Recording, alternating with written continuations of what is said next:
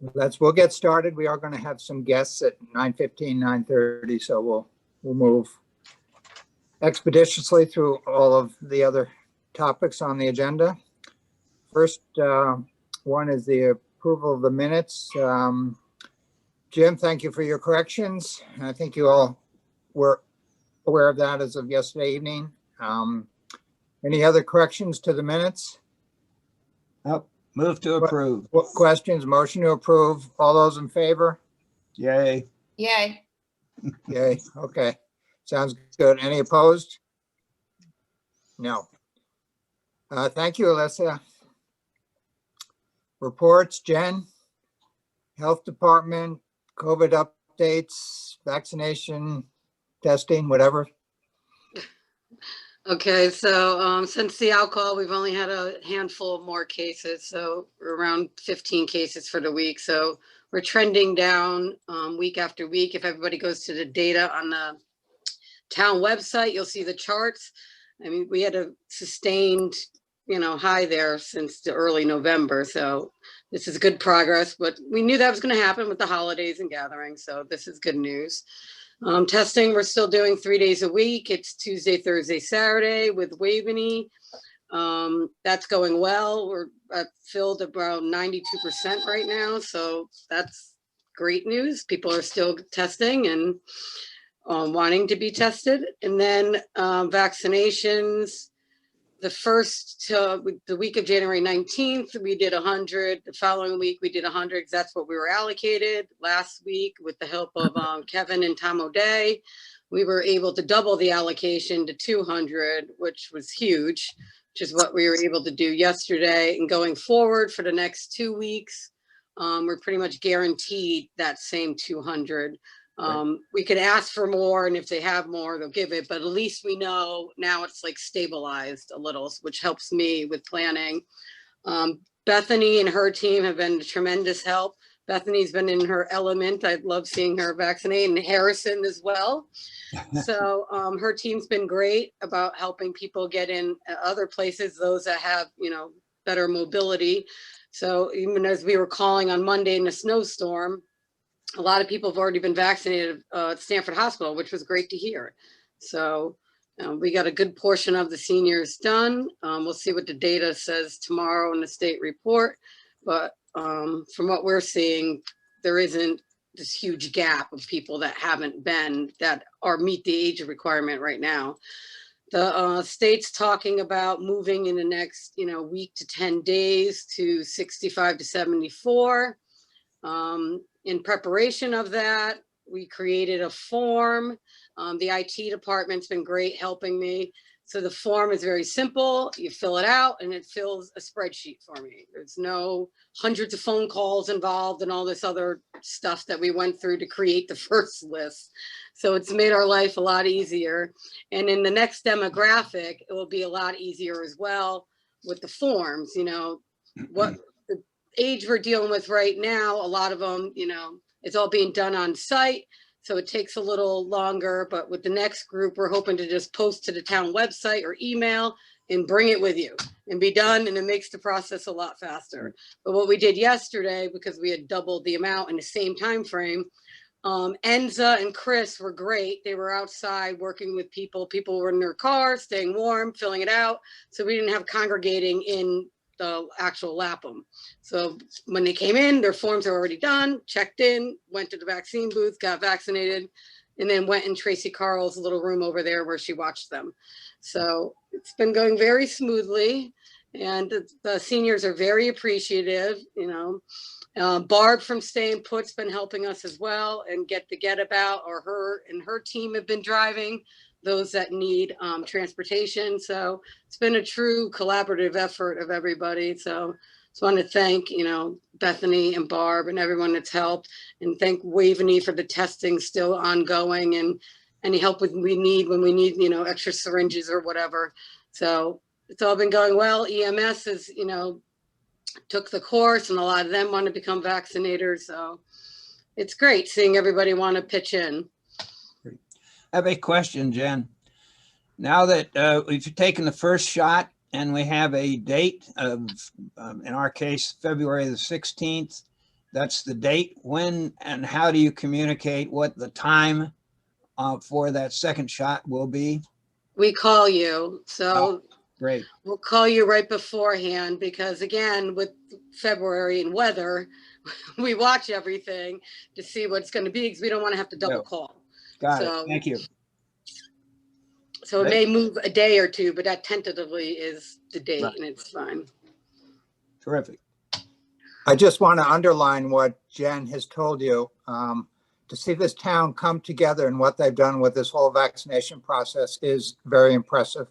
DPH with Jen, Deborah, Shannon, Health and Human Services with Bethany, Marcy, Jackie, and Enza making all these phone calls, getting all these people signed up. And VAMS is not the easiest to work with, which is the CDC offshoot for Connecticut, the computer designated thing.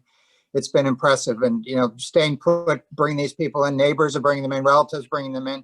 The senior citizens are so happy to be getting this vaccine. And they're also so happy to be getting it in New Canaan. And the spacing, the way it's set up works well. The volunteers have been there from start to finish. And it's a very nice thing to see. So compliments to Jen and Bethany and their staffs, basically. Do we know how many people in New Canaan, say 75 and up in that group, have gotten at least their first vaccine? Do we have an estimate of that number? I know not all have been done at Lapham. Many have gone to Stanford Hospital or other places. Right. Well, that's all tracked on the state data. As of yesterday, it was around 68%, but that didn't include people that have appointments that they're waiting for and include yesterday's numbers. So every Friday, the state updates the numbers with the state map and you can hover over each town and you can see the percentages. Like, you know, we have a lot of people that we called that, you know, their doctors told them they can't get it, you know, so we have on our list of everybody that voluntarily signed up of where they're at, of if they went somewhere else or they got it with us or now their doctor said no. So we went through our entire list of 650 people already. What's the number, Jen? You may know this, or Kevin, if he's on. I think there are 1,500 people above 75, or yeah, the state has it around 1,440, I believe. Yeah, and so these people, yes, they're coming to New Canaan, but they're going to Stanford. They're going everywhere. Don't forget the snowbirds. They're down in Florida, getting it down there. They were going to New York because New Yorkers are coming here. It's very scattered, the domain of getting the vaccines, and people are doing what they can do to get them. Yeah, I did a projection based on the 2010 census, and which I did it years ago, and I forecast 1,459 as of 2020. So that's pretty close to what the number you just made. Oh, you're on top of it, Tom. Not that hard to do these forecasts, you know. That means we probably have 1,000 of the 1,400 that have gotten it. So, are we? Is there anything that we could or should be doing to get the other 400, if that's what the remaining number is? No, again, you have to remember there are HIPAA laws. You cannot call and harass people to get vaccinated. They have to voluntarily call and want us. They all know to reach out to me, Bethany, Lapham, Staying Put, because again, a lot of these people that even voluntarily got on the list for either went somewhere else and got it, we did them, or again, there's a medical reason. So we just keep putting in the alcohol, keep telling them who to call. In these agencies, you know, when they do their normal checking in, keep telling them, and that's the way to go. We can't violate laws. Okay. They're not harassing them, but they are appropriately calling them. And Marcy knows you call them one day and they forget the next day, you know, but whatever. It's part of the demographics. Jen, going forward with other age groups and with people in congregate housing, et cetera, as we move down the list, how do they sign? Do they sign up with VAMS and with you? Or like, I had a lot of questions, people confused. Can they sign up just with Stanford Hospital? Do they have to sign up with the town? What's the process for when we move beyond this first age group? They can, well, it depends on what the state does with VAMS. If the state still keeps VAMS, then they can go sign up. They want to drive an hour away, they can. If they want to drive 10 minutes away, they can. Those that wanted to, sign up for LAPM, that's why we put it in the out call. If you would like to get it done at LAPM, fill in the form, it fills a spreadsheet, and then we call you. Obviously, when you're getting essential workers and everybody else involved, there's going to be a large pool to go from. But yes, they can go wherever they want. They don't have to stay in New Canaan. If they want to drive, they can go. So just a point of reference here, the 65 to 74 group is probably on the order of 1,800. So that includes, of course, a lot of baby boomers. And so that's a bigger number. And when that is opened up in 7 or 10 days, we're going to get a deluge of people wanting vaccines. So. But they're also an easier age group to work with. You got to remember, a lot of them are tech savvy. They can handle this stuff. We can put the stuff online, fill in the forms ahead of time. A lot of this work with the 75 and over, especially 90 and over, is because of the technology challenges. Good. So as you move down the ladder, it will get easier and easier. Do we have a sense as to what percentage of people who work in healthcare have gotten their vaccines? I had with a nurse at my doctor's office a week ago who said she hasn't gotten the vaccine yet. And I didn't get the sense she was in any rush to get it. I was surprised and not pleased with that. But are most healthcare workers taking advantage of their 1A status and getting it? I would hope so. Yes, if they can. And those who are face-to-face with patients have gotten it. And the hospitals have been doing that. That was their first order. And, but, the outliers in terms of physicians' offices outside the hospital, et cetera, and all the nurses, now I think that's still in process. Okay. And even though the numbers are down in our area, which is a great thing, Norwalk Hospital usually runs a COVID census of about 30 to 40. On Tuesday, they were up to 45 with their usual number of 5 COVID patients in the ICU. And if you tune into CNN or whatever your channel of choice is, we're still in the midst of this thing. And the numbers had gone down. They were up following Thanksgiving, Christmas, New Year's, and they dipped, and that's a continuing trend. But what's in the hospital is not totally reflective of that. So, oh boy. Yeah. We also, so when people, we have the positive percentage of people who are tested at LAPM, but do we get the information? Does Jen get the information when people are tested elsewhere and test negative?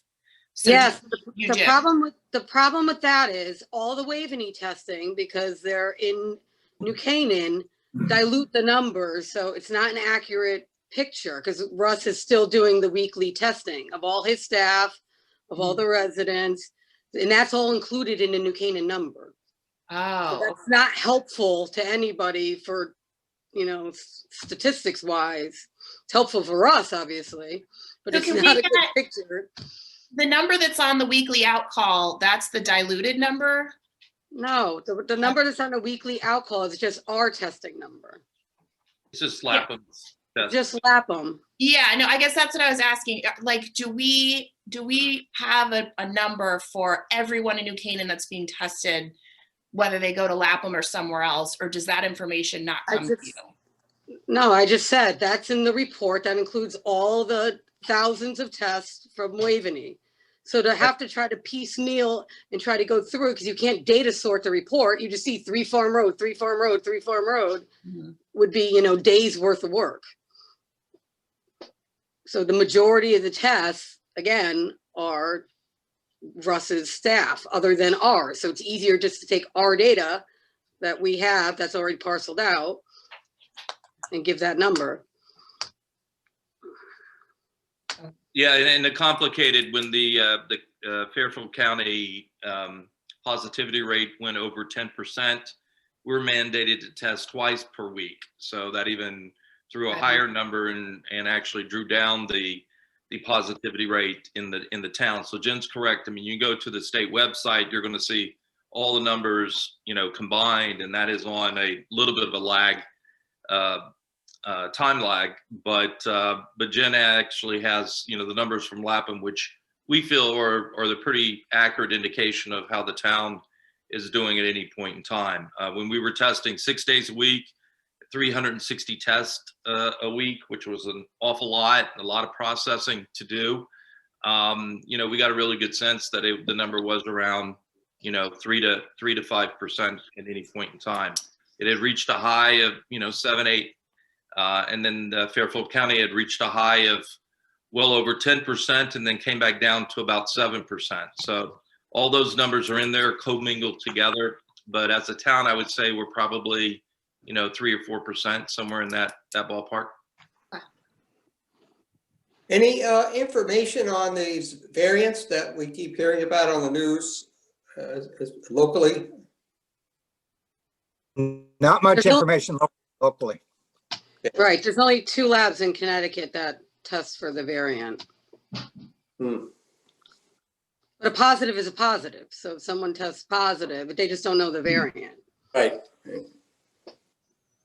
We're unlike England, which has a very sophisticated genome testing system. We here in America do not, and even in Connecticut, we do not. So while we're working with the labs to make sure that they're catching the variants and their reverse transcription, PCR, polymerase chain reaction testing, we really don't have a good indication of how prevalent the variants are. The B117 as an example, which I think would be the most common in this region.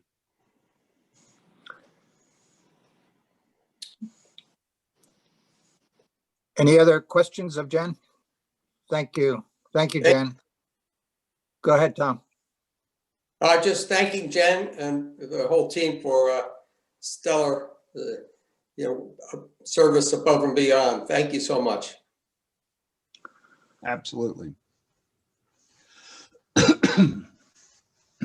Next, Bethany, Human Services, want to give us an So update? piggybacking with Jen, team leader here, she is doing an unbelievable job in our commitment to the health department to streamline and help her where it would help her. So we're just, taking the cues, and it's working out really well. We have a high call volume for registration of COVID vaccine, getting on to other sites besides Lapham. And so this is where we're able to help the residents. What's happening now is the individual troubleshooting. Can't find a second vaccine. They've signed up at 3 or 4 places, and so they want to cancel the other ones. We're taking each individual phone call. It's doing 2 things. It is helping us assess how they are doing, feeling out for isolation issues, and just, they're very, very happy to talk to us. So we're establishing nice relationships that I know are going to go beyond COVID, which is great. For this past month, our efforts have been completely directed toward COVID and the signing up process for the vaccine for both the first and second shots. I just want to go back at Lapham when I'm there at clinics. What I am finding, the 15-minute wait in a chair, and Tracy Carl is unbelievable. They are so happy, the residents, just to be sitting there and seeing another face and the talk. And it's a little bit of a 15-minute. Some people aren't even. We had to kick them out yesterday. yeah, exactly. we had to break up social hour. Yes. They were happy. So the need is there, and just to reassure everyone, Human Services, Marcy and Jackie have done an unbelievable job in reaching out, but I'll let them go through that. But that 15-minute wait after the vaccine is becoming like a very uplifting moment, and people are walking out of there with a smile on their face. The other item is food pantry. I don't want you to get the impression that we're not spacing in the waiting room. We are. Yeah. There are only so many chairs, and so you can't, right. So if the chairs are used up, we find out who's overstaying their 15 minutes. But it's really nice to see. They like the social venture, yeah. Yeah, I know. The food pantry is maintaining a high volume of shoppers, and so we continue with that. The food donations as well as the monetary donations have been incredible. We're in really good shape to be able to handle if there's another COVID phase and we had to shut down and just do a mass dispensing or distribution of food. We have enough, and if we don't, we have the money to be able to purchase. So that Enza's doing an unbelievable job of coordinating that. And that's all I have, but just be reassured, it is COVID focus. And people are learning that the troubleshooting, if they call us, it gets done, and they're very, very appreciative. So it's a very warm time for human services, and just, love working with the health department, and we're getting it done. Bethany, are the numbers at the food pantry, were they up? Because you hear about the stories all over the country where they're just long food lines, et cetera. Yeah, people, I think what's happened that COVID has restructured the family unit and the budgeting. What we are finding is we are not, and this is other places in towns of equal population and demographics in our area, the human service directors are saying people are not requesting as much help with their electric bills and their rent. They have more discretionary income because they aren't going back and forth, running into the getting a meal for the kids. Their budgeting is so much better because they just haven't been spending. So they're able to pay that electric bill. And also with the stimulus, the programs that the state has for the mortgages, people and the rent, and not being able to be kicked out. We're in a holding pattern right now, and people are sustaining. I don't know what's going to happen when the programs stop, or the landlords do have the right to to release some of their contract if they can't pay it. So right now we're sort of humming. We're humming, and people have structured their lives and are doing okay. The food is the big issue, though. That has just been a savior. Great. They continue Thank on that. Thank you. Marcy, anything that you want to quickly add? I'll just keep it brief. I won't repeat everything that Bethany was saying. We are doing our vaccine scheduling, et cetera. I'm finishing up some energy assistance applications that were late coming in. And we are continuing to call our vulnerable population list, and they seem to be, as Bethany said, sort of holding steady. Our grocery shopping requests have not increased, and I think that people are just happy to be getting these vaccines and are ready for spring to come. And that's it. Thank you. I had a question. Yeah. The people who were getting vaccines at Lapham, pretty soon they're going to be getting their second shots. And then at the same time, we're going to be opening up to 65, 74. So it would seem that we're going to have double the demand, roughly speaking. Are we going to be able to manage that? Because is the supply going to? Tom, Yeah. time out. The second dose is automatically shipped to us from the first dose. So like the first 100 I get, that Good. second dose automatically comes in 4 weeks. The second dose process, it'll probably most likely fold into the first dose clinic, because the second dose, people don't have to do the forms. They don't have to do any of that. It's quick. Great. And again, we just call them, and it doesn't take out of the supply of the first dose. It's a Good. whole separate batch. Good. Thank you. That's great. Well, that's one of the benefits for Jen and Bethany and everything, all the great work they're doing, is that they are scheduling the second appointment and they're staying online. And some of the towns we're hearing, when you go into the VAMs, they're going and actually trying to track down a second dose and a second vaccine. In our town, we have our ducks in a row, and we're scheduling it right away. We're the best. Kudos for us. We just need the lollipops, Harrison. Oh, yeah. I told these novagenarians that it's bad for their teeth, and they tell me they don't have them. I did buy the stickers though now. So instead of I got voted, Yeah. I voted, I got vaccinated. So for the next round, they'll have stickers. Fun. Sounds good. Jackie, I think All you're the right. lead in the next group, I but- know I don't have a lot of time. We have a lot to cover in the next little bit before these speakers. Just a couple more fuel assistant applications are coming in. Helped a nursery school with like a DCF call. That was last week. And then I'm getting more involved with like truancy cases, which has become, I don't want to say it's probably never been an issue, but it's seeming like it's become more of an issue now with remote learning and actually something new that happened back in 2017 was that you no longer like communities could no longer refer those cases to family with service needs, which would be like a juvenile court. Like that's done away with, which is great because you don't want to see a kid that's missing school for probably likely behavioral health reasons end up in prison, because that's essentially what, it's the pipeline to them getting in trouble and going to prison. So they've done away with that. But what they've said is go to your local community youth service bureau. Well, that's who I am for the town. And they do give us state grant money, but there's no extra money to help with that. So what I'm finding with these cases is that we've got like one at the middle, one at the high school. But what I'm finding is that the school has done everything by the time they, get to us. So we're just putting our heads together. I'm asking if maybe I can be involved a little bit sooner. For instance, like a town in Westport, because I collaborate with these other towns too, to talk about what they're doing.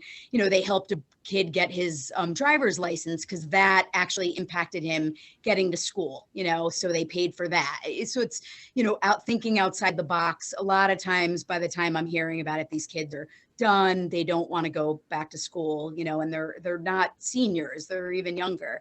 So it's concerning, but I'll keep you posted on that because it sounds like I'll be more and more involved with those cases. But if anyone has any questions, definitely reach out. Thank you, Jackie. Old business. Jim, do you want to just mention about the monthly newsletter? You want me to do it? Actually, you could do it if you want. I'll just say that we did a fair amount of research over the last month or 6 weeks looking at the need for communication and education on COVID coping, particularly on the behavioral side.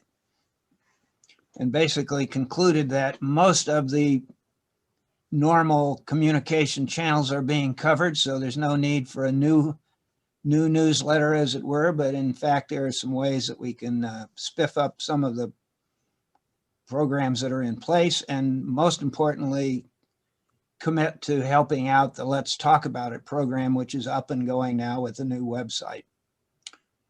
You want to add anything more to that?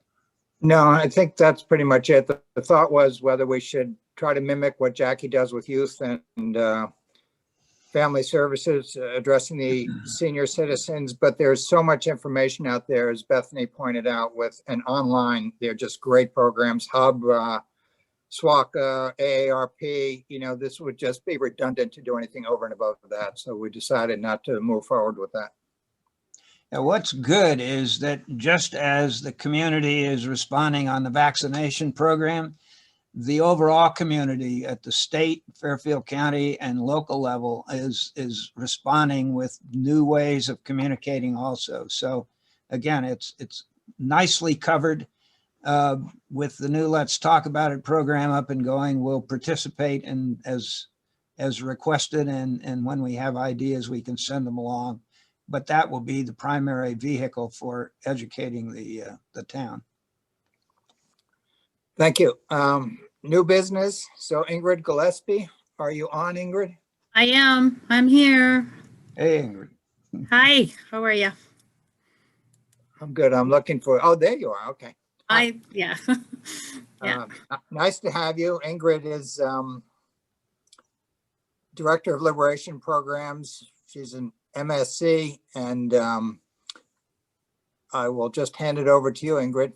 Thank you for joining us. No, thank you for the invitation. So good morning, everybody. Most of you know me as former Executive Director of Communities for Action, and in July I took a new position, Director of Prevention with Liberation Programs. So those are the hats by which you might know me. And Jim asked me, and Bethany asked me to come out and do a presentation on some findings that we found as part of a process that's occurred over a number of months. And Lauren is here because she's the person that really spearheaded this process. And so I'm just going to highlight what the process was in relation to behavioral health and what we found specifically around older adults. So I have a few slides. If I can share screen, can I share the screen? Yes. Okay, thank you. Okay. Screen. Share. And I'll go up to the top. There we go. And okay. All right. So I'm just going to talk about what we found with respect to mental health and substance use, older adults in New Canaan. So really, as I said, the purpose and the process. So Lauren and New Canaan Community Foundation, as you guys know, have been working a lot on behavioral health and really wanted some more data on this to identify, for the purpose of identifying critical needs. So very similar processes to what this group has. And they wanted to collect quantitative and qualitative data that would give us a better picture of what's going on in New Canaan amongst all community members, prevalence of needs by population. So it was a two-part process. We did first report I looked at, it was really about quantitative data. We found very little quantitative that was local, but we did do an extensive, reviewed 112 data sources and pulled together a report that really focused on particular subjects, problem gambling, substance use, mental health. The second report, though, that we said, and then Lauren and her team said, look, we really wanted the recommendations that came out of the first one is we need more local data, and how are we going to get that? So I interviewed 31 key informant interviews, and then also looked at new reports that had come in. So with respect to, and then zeroed in on, for this group, older adults, what we found. So really both reports, what we found around substance use and misuse, although there is a perception, and I say perception because we don't have the quantitative perception, that there's an overall increase in alcohol consumption amongst adults in New Canaan and nationwide during this time. There was no indication of how much this might be amongst older adults. The key informants did not suggest any problems with other substances. But as we, many of us know, we'd certainly have a very strong recovery community in New Canaan, of which a number of people are older adults. What we learned around mental health in certainly the first report, where we could get some quantitative data in general. And as you can see, and I've got arrows pointing at the age group that is 50 and older. So really when it came to mental illness, serious mental illness, major depression, or depressive episodes, that age group tended to be lower than other age groups. Which is the age group at the other end, the highest there? You've got the 18 and older. 18 to 25 tends to be, yeah, 18 to 25, your young adults is Okay. an area that tends to be highest. Okay, thank you. You're welcome. Okay, but what was really interesting, and I got to thank Lauren for letting me do this this project, is interviewing people in your community and what we learned about mental health with respect to older adults. And I was able to interview 4 different individuals in New Canaan, as well as looking at some new reports. And some of their findings were similar to what reports have supported, is that older adults' loneliness was recognized as the important factor affecting mental and physical health. And obviously the pandemic is suggesting that this is exacerbated by the pandemic. But there is a difference between loneliness and depression, sadness. Although loneliness, there was a new report that just came out and said, you know, there it goes, COVID lockdown loneliness was linked to more depressive symptoms in older adults. So it's something that people certainly are aware of, but I wanted to make that distinction.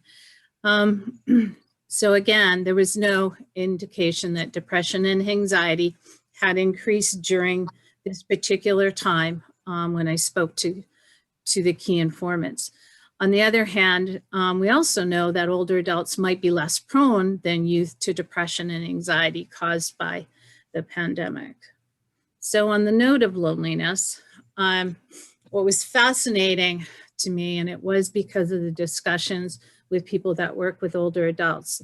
You know, I feel like I'm talking to, you know, the choir, but what was interesting was that right away with the pandemic, your community reached out and said, okay, how do we connect? And you sent out over 1,200, it might have been 2,000, I have to look at the number, cards of these 4 different organizations that said, look, we will teach you how to use the computer and connect, and, you know, just really jumping on board right away. You know, Beth and Marcy were making, and other groups were making phone calls to all of the older adults in the community, making sure that people knew, you know, that we're there. Well, the postcards that said, hey, we'll teach you, handful of responses from different organizations. So there was this immediate insight that, you know what, how do the older adults in our community connect? And a lot of them, it's like telephone and television. So Jim Lisher and his group said, okay, created this incredible series, Navigating Today's Normal, as a way to connect with people. And then also other groups, Carrie and Bethany and Marcy were the 2 that I got most of the information from this, about making regular phone calls to people. So initially everybody was connected, like what had, you know, there was outreach to everybody. And then we were able to, I say we, people that in your community were able to really more narrowly define those that maybe we're not as connected as others, and have this sort of consistent group of people that they connect with. I think this is where, to me, the light bulb moments came in, is because how these phone calls were being made.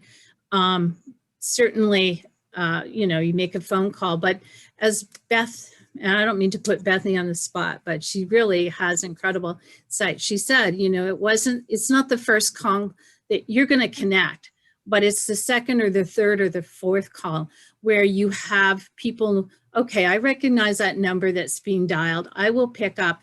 And you have this relationship that you're laying a foundation such that then people will call. So that is the distinction I felt between being connected and feeling connected. That really came through in this interview. And as I started to explore that more, I think it's a stronger and stronger message about why we have an obligation, and it's important that everybody in our community know these resources, and this website that's come up is amazing. But whether or not people will access them sometimes is about whether they feel connected. And the other point that Marcy and Beth and the others recognize too is about the phone calls help you feel connected, but also the more important message that you are a valued member of this community. And that was repeated consistently. So again, I got to thank people for those interviews, because it was, I think, a really important insight that they've shared. So the recommendations from that were that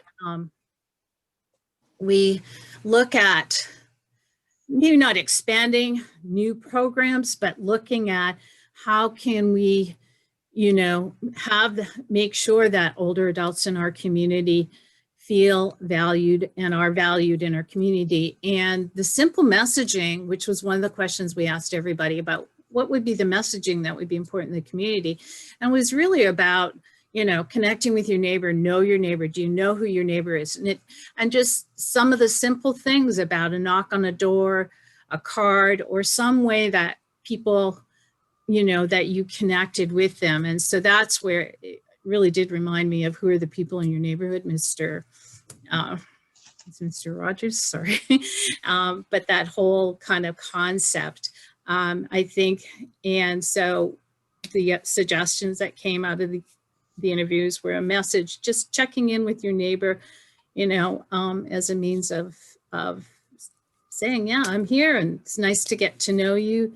The other one was that came through was about normalizing the discussions related to mental health and substance use disorders, which, you know, certainly helps address the stigma. And that's your whole, I keep calling it, let's just talk about it, but let's talk about it. And that whole kind of movement that came from there. And so some of the conclusions that we found was, no surprise, New Canaan is a community that cares about its older adults. And I think that that's come through certainly in the consistent efforts, not just during the pandemic, but all the years that I've been involved with New Canaan, that they are seen as valued members of the community. And I think what the pandemic has, a number of people interviewed said it's been open doors, opportunities to enhance that feeling of being connected and strengthening the access. So in New Canaan, sometimes we look at, oh, access is a language barrier, it's a transportation barrier, it's those kind of things. Not necessarily that in New Canaan. I think there's a lot of those supports in there, but maybe sometimes the access to resources and supports is that sense of not feeling connected. So we do connect people all the time, critical, but I think that through the work that I've seen in the interviews is that there's a real concerted effort for people to feel connected, which opens the door that they will then call and say, hey, I just need this, or I just need that. So again, you know, those were in a nutshell, some of the conclusions that we found with older adults. So there's some people in this group that I just can't say that they just do amazing work with older adults. So I almost get weepy-eyed about it because it was such amazing conversations. Hey, Ingrid, you might comment on the fact that you helped reach out to Greenwich and other communities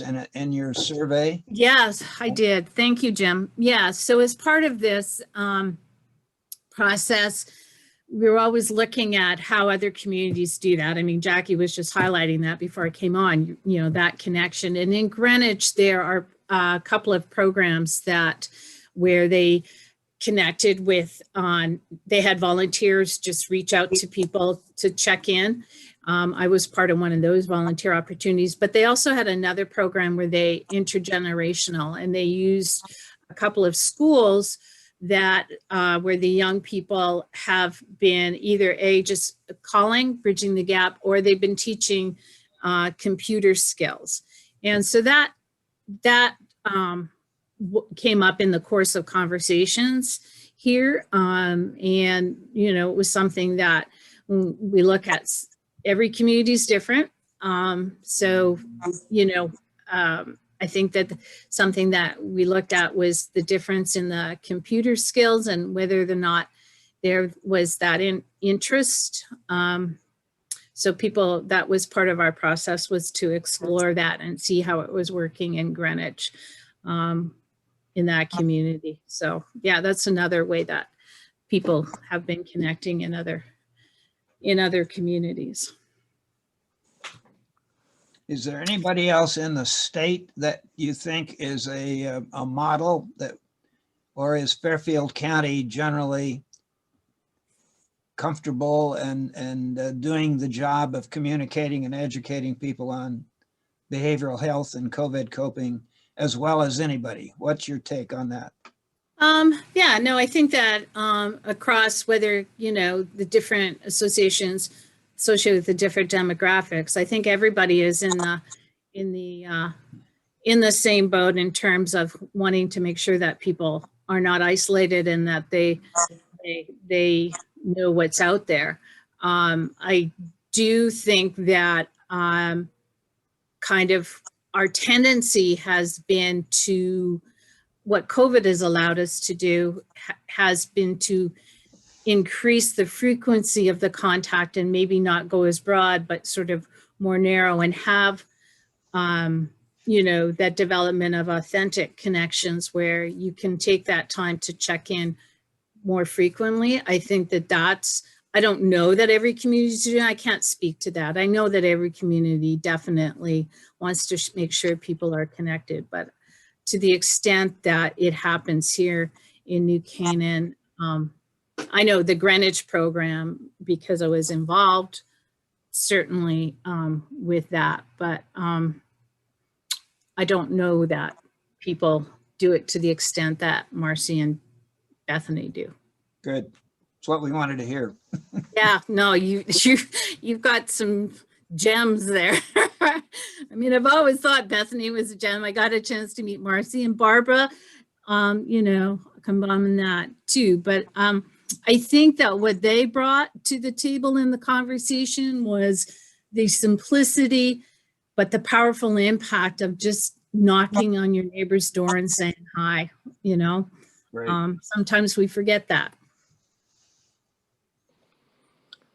I don't know, Bethany, if you want to add anything, because I see you're on the call. I'm on the You're call. on- Yeah, no, I appreciate you listening to Marcy and me, you know, describing our department and what we're finding and what we're wanting to do. And I do think I think it's a good place to start.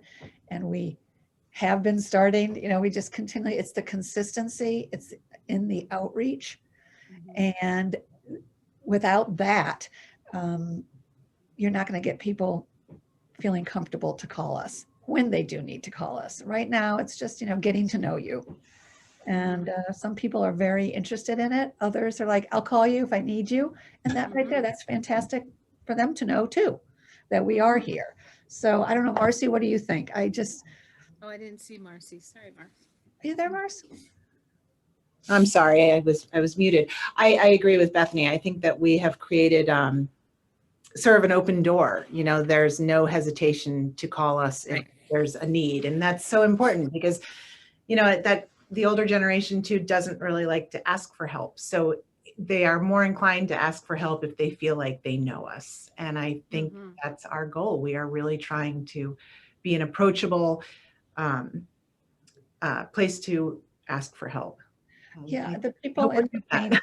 Yeah, and the people in New Canaan, I mean, they are very vital, independent people. And to come to focus on, oh, do you need help because you're at a certain age? That doesn't feel good. But, you know, we're here, we're all in this community together. So I think it's the perspective you come in at, letting them know we're here, we're your friend. I mean, call us for anything. That's why we're here.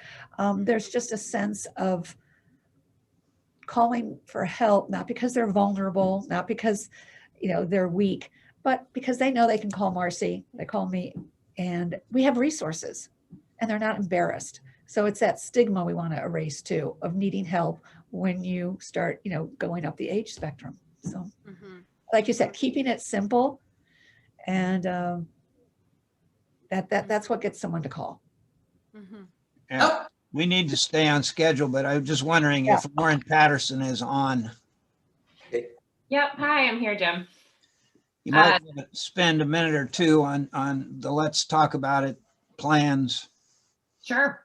Well, and first of all, thank you, Ingrid, for all of her work. I'm still working through her report. It's about 40 pages long, and there's a lot of great information. She, beyond the seniors information that you've seen this morning, really looked across all age groups and a variety of different mental health and behavioral health issues. So there's a lot of information to digest, which is great.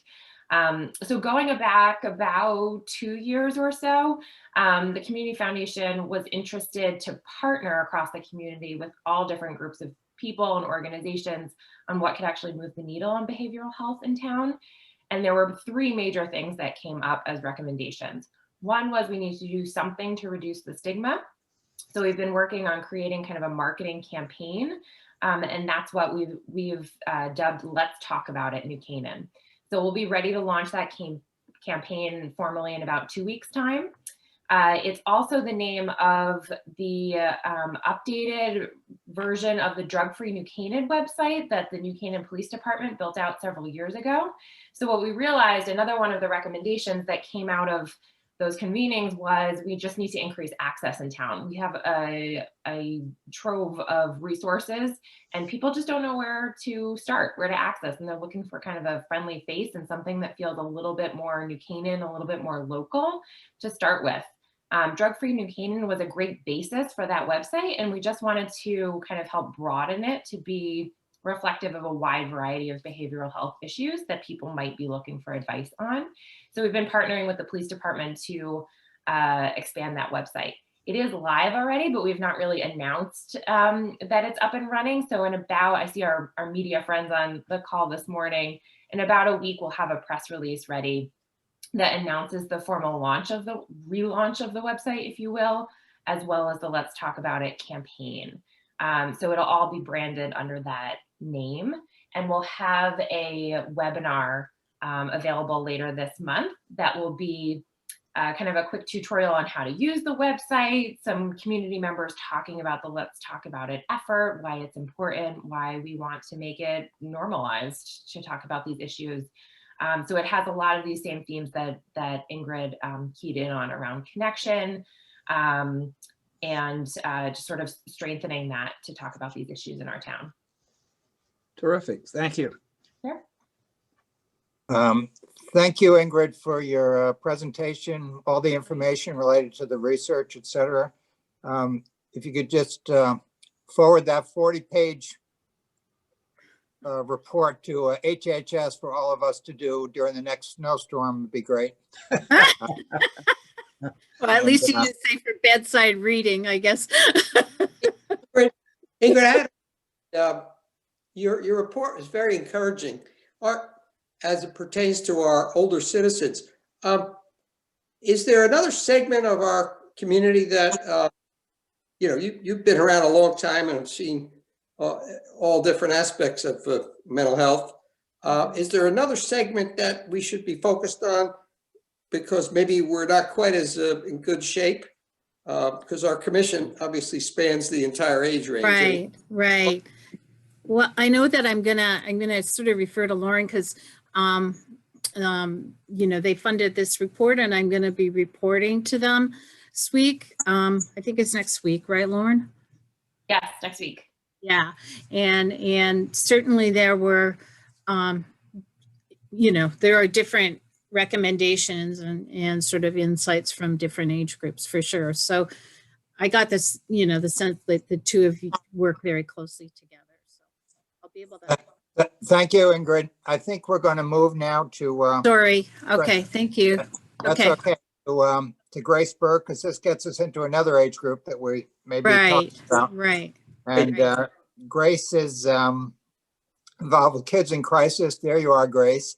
Grace is a graduate of Northeastern University, where she majored in sociology and human services and received her MSW from University of Southern California, and has been involved in New Canaan for the last year plus, correct, Grace?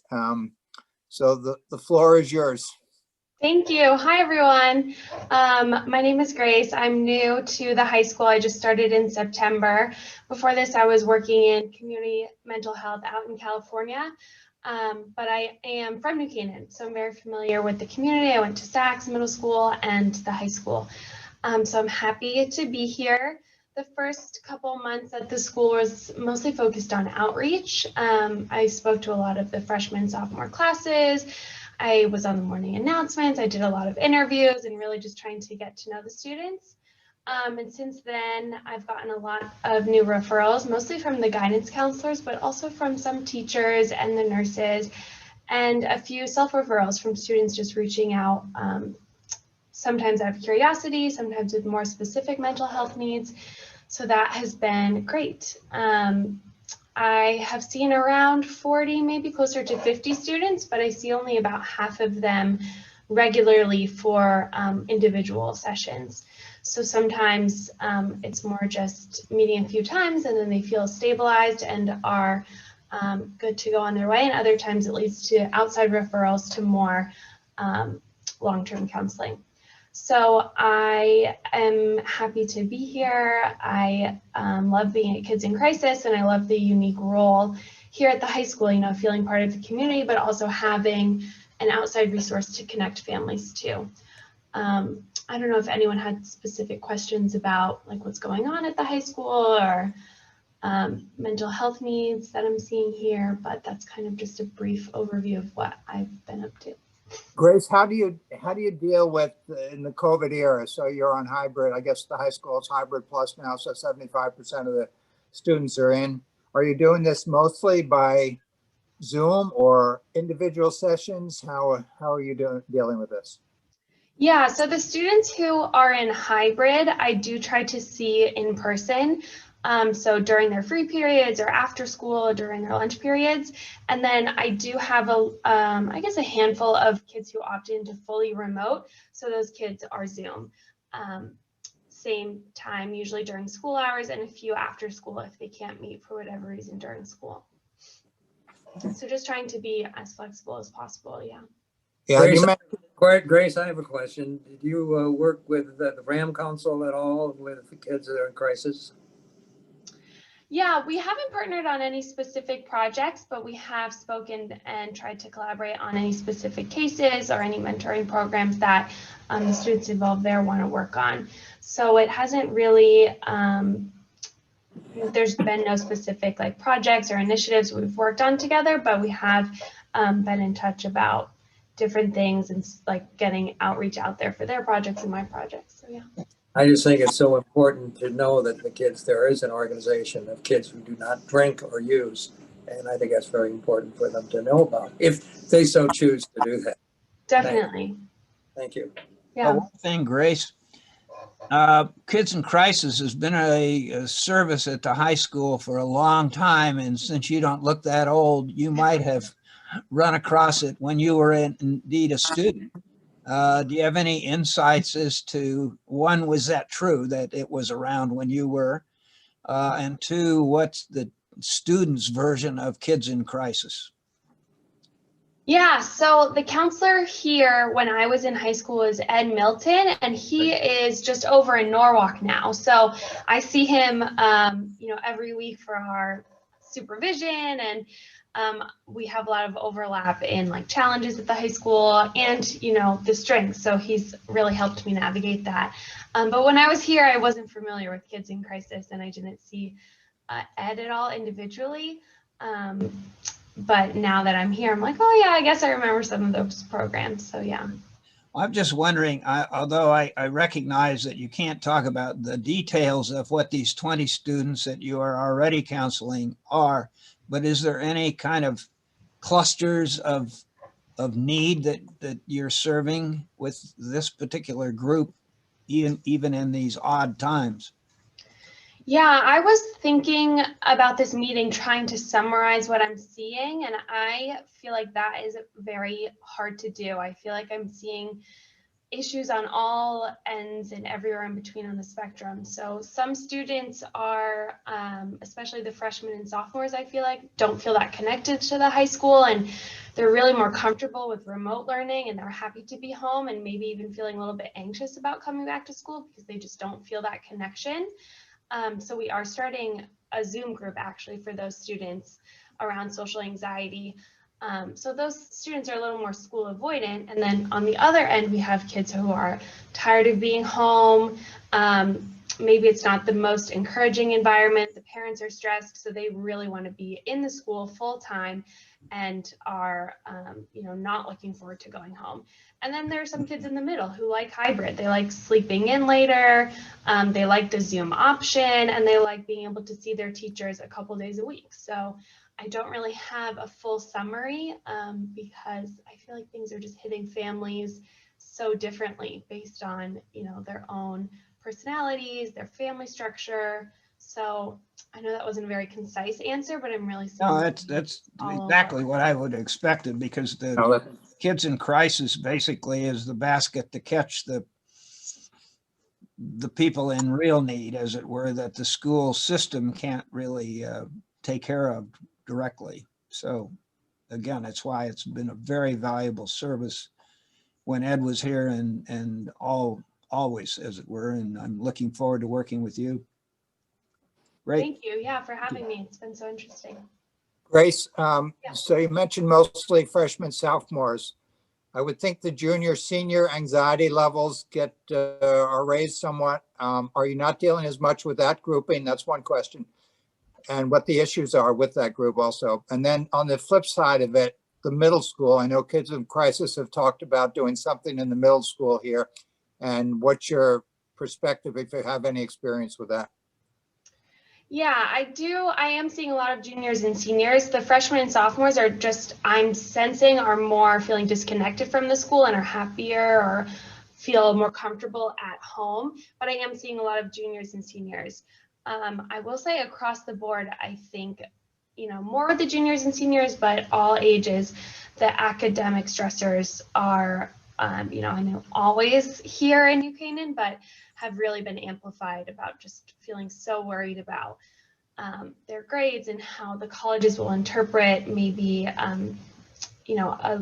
lower grades, lower test scores that are a direct cause of the pandemic. But of course, it's age appropriate to be so self-centered and think like you're the only one who is not performing at the same level when we know that's not true.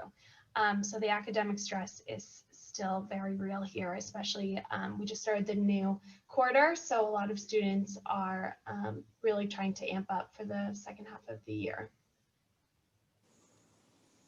And middle school? Oh yes, and the middle schoolers.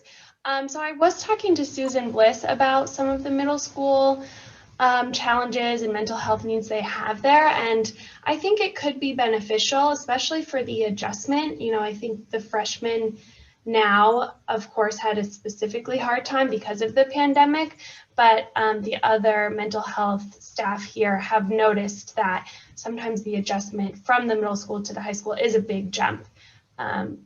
So I think especially around 7th and 8th grade, preparing for the high school and how the communities are different and preparing them for that could be helpful. Thank you. Yeah, thank you. Any questions of Grace?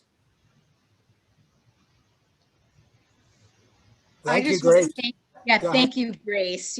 Just to say, you've stepped into a role where since Ed, we've had a couple of, people in the role. And then, we loved obviously Emma Kate. And then, I was so happy to meet you this fall. I love that you are a past graduate because I do think this is such a unique school. And I do think knowing sort of the lay of the land of the, being at Saks, being at the high school, I just think it's important. I love that the administrators and probably a lot of the teachers, and the fact that you knew Ed, that never dawned on me.